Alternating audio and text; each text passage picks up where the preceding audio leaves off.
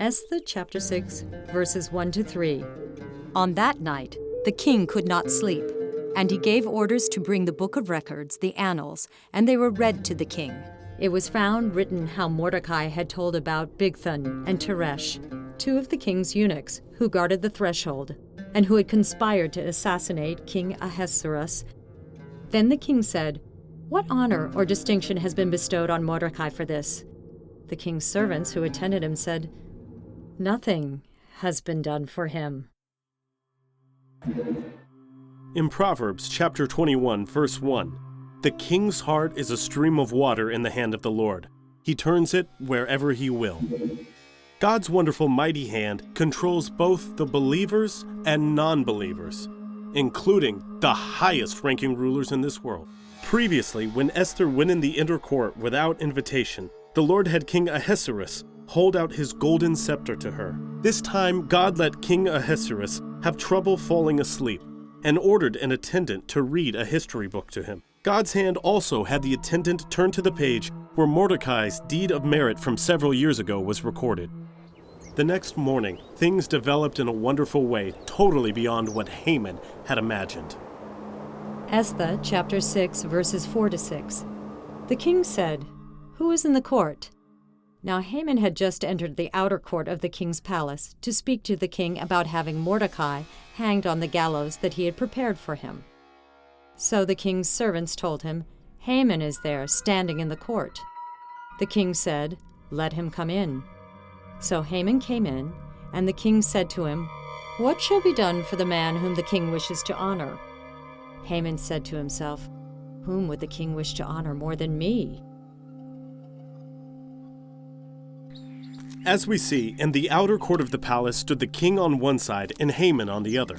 Yet these two people had totally different ideas in mind. King Ahasuerus wanted to honor Mordecai, while Haman thought the person the king wanted to honor was himself. So Haman said to the king, "For the man whom the king wishes to honor, let royal robes be brought, which the king has worn, and a horse that the king has ridden, with a royal crown on its head. Let the robes and the horse be handed over to one of the king's most noble officials. Let him robe the man whom the king wishes to honor, and let him conduct the man on horseback through the open square of the city, proclaiming before him, 'Thus shall it be done for the man whom the king wishes to honor.'"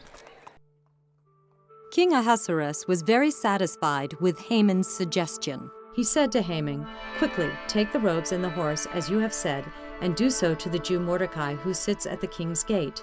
Leave out nothing that you have mentioned." So Haman took the robes and the horse, and robed Mordecai, and led him riding through the open square of the city. Haman never had thought that the man whom the king wishes to honor was Mordecai, the person he plotted to kill. It is written in Esther chapter 6, verse 12, that Mordecai returned to the king's gate after the parade, resuming his previous clothes and posture, as if nothing had happened at all. When Haman returned home dejected and told his wife and friends all that happened, they actually said to him, "You will not prevail against him, but will surely fall before him." Here, we see God's hand reigning all once more. While they were still talking with him, the king's eunuchs arrived and hurried Haman off to the banquet that Esther had prepared. So the king and Haman went to the feast with Queen Esther. On the second day, as they were drinking wine, the king again said to Esther, "What is your petition, Queen Esther? It shall be granted you. And what is your request? Even to the half of my kingdom it shall be fulfilled." Esther knew then that it was the decisive moment, time to plead to the king for the Jews. Then Queen Esther answered, "If I have won your favor, O king, and if it pleases the king, let my life be given me. That is my petition, and the lives of my people. That is my request. For we have been sold, I and my people, to be destroyed, to be killed, and to be annihilated.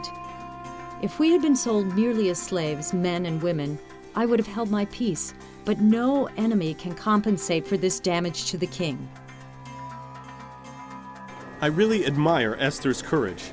In order to save the Jewish people, she exposed her own Jewish identity, declaring that she was a member of the very ethnic group Haman wanted to wipe out. Esther believed the king would hate to see her killed. Therefore, she seized such a time as this and opposed Haman's wishes. Then King Ahasuerus said to Queen Esther, "Who is he, and where is he? Who has presumed to do this?" Esther said, "A foe and enemy, this wicked Haman." Then Haman was terrified before the king and the queen. It is imaginable what a mixture of feelings King Ahasuerus must be having at the moment. He never ever thought his favored queen might be a Jew. Nor did it even come across his mind that his prime minister was of such a devious character. The king jumped to his feet in a rage and went out into the palace garden, probably with the intention to cool himself down. Haman stayed to beg his life from Queen Esther, for he saw that the king had determined to destroy him. The rules in the Persian imperial harem were extremely rigid, strictly forbidding officials and queen to be together by themselves for fear of gossips. When the king returned from the palace garden to the banquet hall, Haman had thrown himself on the couch where Esther was reclining.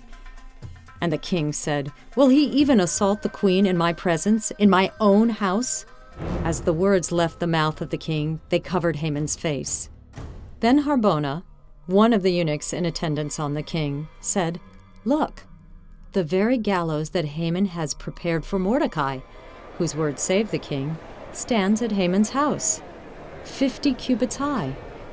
And the king said, "Hang him on that." So they hanged Haman on the gallows that he had prepared for Mordecai. Then the anger of the king abated. Haman reaped what he sowed. Esther foiled Haman's plot. This showed that God is truly examining everything one does in the dark. As stated in Luke chapter 12, verse 2, "Nothing is covered up that will not be uncovered, and nothing secret that will not become known."